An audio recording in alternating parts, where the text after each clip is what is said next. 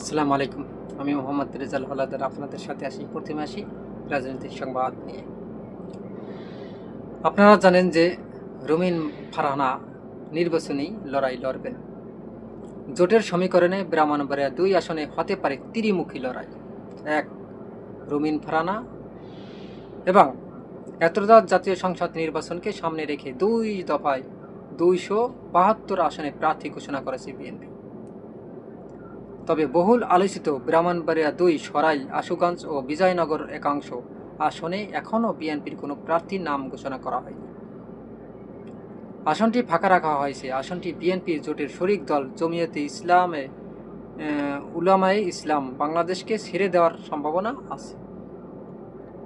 বিএনপির সঙ্গে জমিয়তের আসন সমঝোতা এখনও চূড়ান্ত হয়নি। তবে শরিক দলটি 4টি আসন ছেড়ে দেওয়ার বিষয়ে দলের বৈঠকে নীতিগত সিদ্ধান্ত হয়েছে। এর মধ্যে একটি ব্রাহ্মণবাড়িয়া 2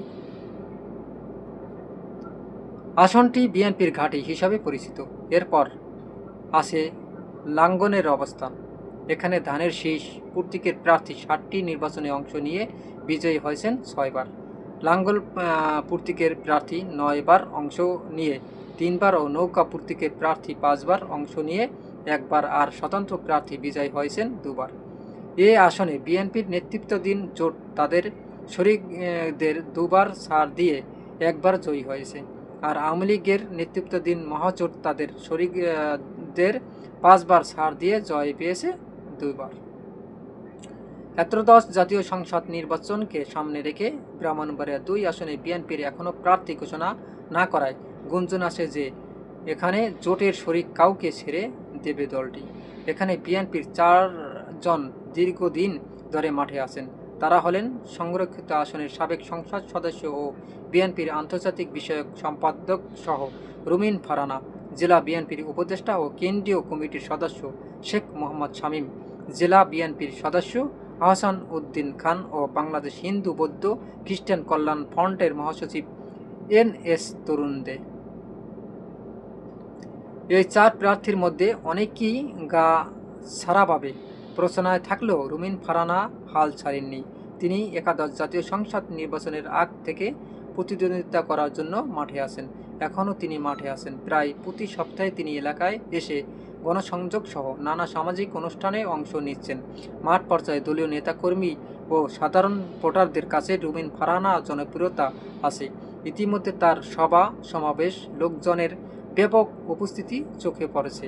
দলীয় মনোনয়ন না পেলে স্বতন্ত্র প্রার্থী হওয়ার প্রচারণা চালাচ্ছেন জোরেশোরেই। তিনি ঘোষণা দিয়েছেন, মার্কা যাই হোক, সরাইল আশুগঞ্জ থেকে তিনি নির্বাচন করবেনই। এই আসনে একবারও বিএনপি তাদের শরিক দল জমিয়তে ইসলামে উলামায়ে ইসলাম বাংলাদেশের খেজুরগাছ সভাপতি জুনায়েদ আল হাবিবিকে ছেড়ে দেবে বলে গুঞ্জন আছে। জুনায়েদ আল হাবিবিও এমন কথা দৃঢ়তার সঙ্গে প্রচার করেছেন। নির্বাচন কমিশন জানিয়েছে, নির্বাচনে কার্যক্রম নিষিদ্ধ দল আওয়ামী লীগের অংশ নেওয়ার সুযোগ নেই। এই ছাড়া আওয়ামী লীগের নেতৃত্বাধীন জোটের প্রধান শরিক জাতীয় পার্টি জাপা কোনো প্রার্থীকেও মাঠে দেখা যাচ্ছে না। তবে শেষ পর্যন্ত জাপার 2 বারের সাবেক সংসদ সদস্য জিয়াউল হক মির্জা জাপার একাংশের প্রার্থী হতে পারেন। জামায়াত ইসলামীর নেতৃত্বাধীন 8 দলের জোটের মধ্যে জামায়াত ইসলামীর জেলা কমিটির সভাপতি ও দলটির কেন্দ্রীয় মজলিস শুরা সদস্য মোবারক হোসেনকে অনেক আগ থেকেই মাঠে দেখা যাচ্ছে।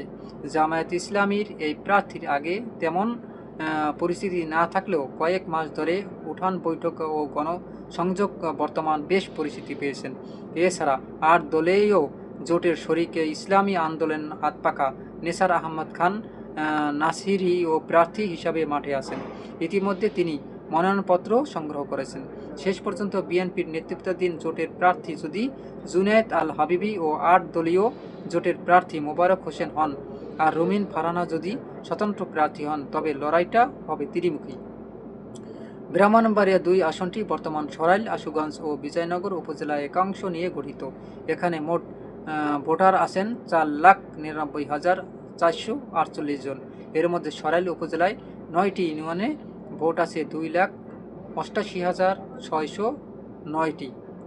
আশুগঞ্জ উপজেলায় 8টি ইউনিয়নে 1,53,000 99 ও বিজয়নগর উপজেলায় 2টি ইউনিয়নে ভোট আছে 57,440টি। তবে এ নিয়ে এখন বর্তমানে সোশ্যাল মিডিয়ায় ট্রেন্ডিংয়ে চলে গেছেন যে রুমিন ফারহানাকে কি সে জায়গায় নির্বাচনী মাঠে তাকে কি মনোনয়ন দেবে কিনা। তবে ভোটের মাঠে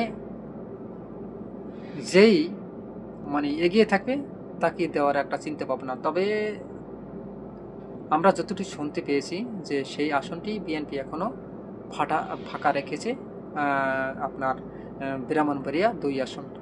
কেননা সেই জায়গায় ফাঁকা রাখার কারণ আছে যে শরিক তাদের দল, অর্থাৎ তাদের যে শরিক দল আছে তাদেরকে হয়তোবা সেই আসনটা ছেড়ে দেওয়ার একটা চিন্তা ভাবনা চলছে। তবে এদিকে রুমিন ফারহানা কিন্তু থেমে নেই।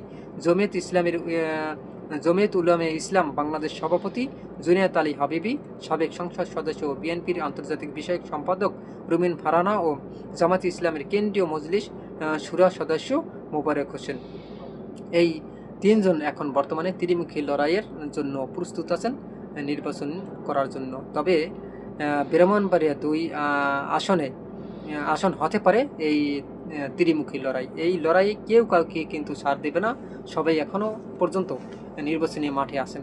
তবে কিছু কিছু লোক নির্বাচন থেকে মাঠ থেকে সরে গেছেন, তারা হচ্ছেন জাতীয় পার্টির দেখেন এবং আওয়ামী লীগের। তাদেরকে হয়তোবা তাদের কার্যক্রম নিষিদ্ধ করার কারণে হয়তোবা তারা এবার নির্বাচনে আসতে পারবেন না, বিধায় তারা সরে গেছেন, বুঝতে পেরেছেন। তবে ত্রয়োদশ জাতীয় সংসদ নির্বাচনকে সামনে রেখে 2 দফায় 272 আসনের প্রার্থী ঘোষণা করছে অলরেডি বিএনপি। তবে বহুল আলোচিত ব্রাহ্মণবাড়িয়া 2, সরাইল, আশুগঞ্জ ও বিজয়নগর একাংশ আসনে এখনও বিএনপির কোনো প্রার্থীর নাম ঘোষণা করা হয়নি। কারণ তারেক জিয়া হয়তোবা বাংলাদেশে আসলে এই ফাঁকা আসনে রাখা হবে, কাকে দেওয়া হবে তা এখন পর্যন্ত কিন্তু কেউ শিওর না। তবে আসনটি বিএনপি জোটের শরিক দল জমিয়তে উলামায়ে ইসলাম বাংলাদেশকে ছেড়ে দেওয়ার সম্ভাবনা আছে বলে জানা গেছে। তবে সুপ্রিয় দর্শক, আপনারা কি মনে করেন এই আসনে আসলে কাকে মনোনয়ন দিলে সবচেয়ে বেটার মনে হবে? অবশ্যই আপনার মূল্যবান মন্তব্য কমেন্টে লিখুন। তবে আমার যতটুকু ধারণা, তারেক জিয়া হয়তোবা এই 25 ডিসেম্বর বাংলাদেশে আসার পর বিএনপির সঙ্গে জমিয়তে আসনের সমঝোতা এখনও কিন্তু চূড়ান্ত হয়নি। তবে শরিক দলটি 4টি আসন ছেড়ে দেওয়ার বিষয়ে দলের বৈঠকে নীতিগত সিদ্ধান্ত হয়েছে। এর মধ্যে একটি ব্রাহ্মণবাড়িয়া 2 আমরা যতটুকু জানতে পেরেছি। তবে আসনটি বিএনপির ঘাঁটি হিসাবে পরিচিত। সেখানে কিন্তু আসনটি আসলে বিএনপির ঘাঁটি। আপনারা জানেন যে সেখানে বহুবার সবচেয়ে বেশি ইতিহাস রেকর্ড করা যে বেশি জিতেছে আপনার যে বিএনপি, তারা কিন্তু সেই আসনটিতে আসলে জিতেছে। এই জন্য তা সেই ব্রাহ্মণবাড়িয়া 2 আসনটিতে বিএনপির ঘাঁটি বলা হয়। এই জন্য আসলে আপনারা জানেন যে তারেক জিয়া কিন্তু 25 তারিখ বাংলাদেশে আসবে। হয়তো বা বাংলাদেশের পরিস্থিতি যদি কিছুটা ঠান্ডা হয়, বর্তমানে আইনশৃঙ্খলা পরিস্থিতি একদম ভয়ঙ্কর। কিছুদিন আগে আপনারা জানেন যে ওসমান হাদির উপর গুলি করেছে দুর্বৃত্তরা এবং তিনি মারা গেছেন। অর্থাৎ ইতিহাস রেকর্ড করা যে জানাজায় জনস্রোত লক্ষ লক্ষ লোক সমাবেত হয়েছে সেই জানাজায়। এই পরিস্থিতি হয়তোবা যদি এরকম থাকে তবে সে আসে কিনা সেটাও কিন্তু একটা সন্দেহের ব্যাপার। তবে আমরা যতটুকু জেনেছি যে 25 ডিসেম্বর 2025 সালে কনফার্ম করেছে যে তারেক জিয়া এই 25 তারিখেই ইনশাল্লাহ বাংলাদেশে আসবেন। যদি আসেন তাহলে 272টি 2 দফায় কিন্তু অনেককে নমিনেশন দিয়ে দিয়েছেন বলতে গেলে, এবং বাকি যে আসনগুলো সেগুলো শরিক দলকে দেবে না কেন রাখা হয়েছে সেটাও কিন্তু একটা দেখার বিষয়। সুপ্রিয় দর্শক, আমরা যদি তারেক জিয়া বাংলাদেশে না আসা পর্যন্ত আমরা হয়তো বা জানি না। তবে ব্রাহ্মণবাড়িয়া 2 আসনে রুমিন ফারহানা জোরালোভাবে তার কার্যক্রম চালিয়ে যাচ্ছেন এবং রুমিন ফারহানার কিন্তু জনপ্রিয়তা এখন বর্তমানে তুঙ্গে বলে আমরা মনে করি। সুপ্রিয় দর্শক, সেখানে যদি রুমিন ফারহানাকে দেয় তাহলে হয়তোবা নির্বাচন মাঠটা আরও গরম হবে এবং সেখানে জয়লাভ করারও একটা সম্ভাবনা আছে। সুপ্রিয় দর্শক, আপনারা কি মনে করেন অবশ্যই কমেন্টে লিখবেন এবং আরএস বাংলা নিউজ 24কে সাবস্ক্রাইব করুন, লাইক ও শেয়ার দিয়ে সবাইকে দেখার সুযোগ করে দিন। আজ এ পর্যন্তই। আসসালামু আলাইকুম ওয়া রাহমাতুল্লাহি ওয়া বারাকাতুহু।